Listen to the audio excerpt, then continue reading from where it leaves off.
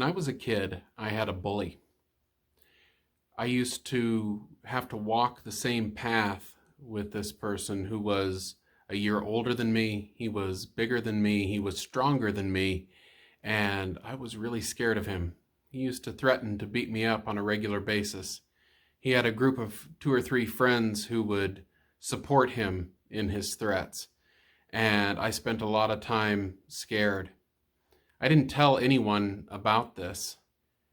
This kid and I would walk the same path because we went to the same church. We would walk from the school that we both attended to the church we both attended because the church had an after-school activity once a week, and so we went to the same place. And I would deal with these threats of harm every week, and I spent a lot of time scared.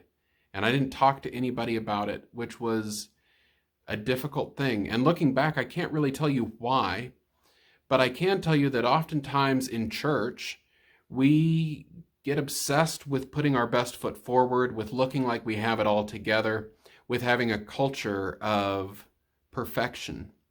And when the culture is perfection, it's really hard to enter into it if you feel broken or if something's gone wrong.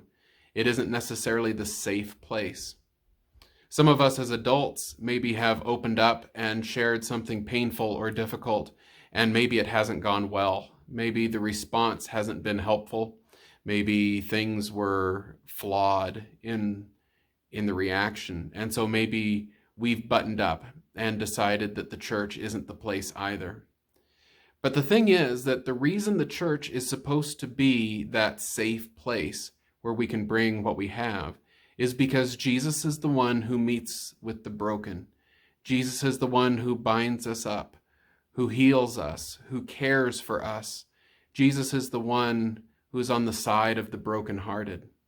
And so as a community of faith, part of our calling is to create that space where we can experience the grace and mercy and healing of God as Jesus walks alongside of us.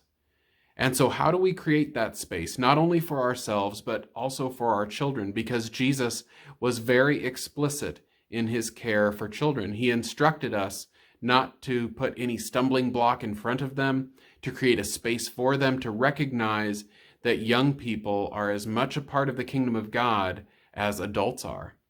And yet sometimes our churches are segregated a bit by age. The foundational thing for creating a space where we can walk alongside each other and experience God's grace is community and relationship, getting to know each other and care for each other, trusting one another, so that when we need each other, when we're broken, that's not the time to establish that relationship. That's the time to lean upon it. And so we have a calling from God to establish deep, meaningful, trusting relationships. And then we need a commitment to each other to uphold that trust, to respect and care for each other, to have a space where you can be who you really are. You can bring in whatever it is you're carrying and experience a community that will walk alongside of you and care for you, because that's what Jesus does. And Jesus is the one that we follow. So as a church, may we find new ways to build relationship across generations, across ages. May we create a safe space where we can be who we really are, experience the grace of God, and find transformation and new life, because that is the promise of the gospel. That is the good news. There is new life.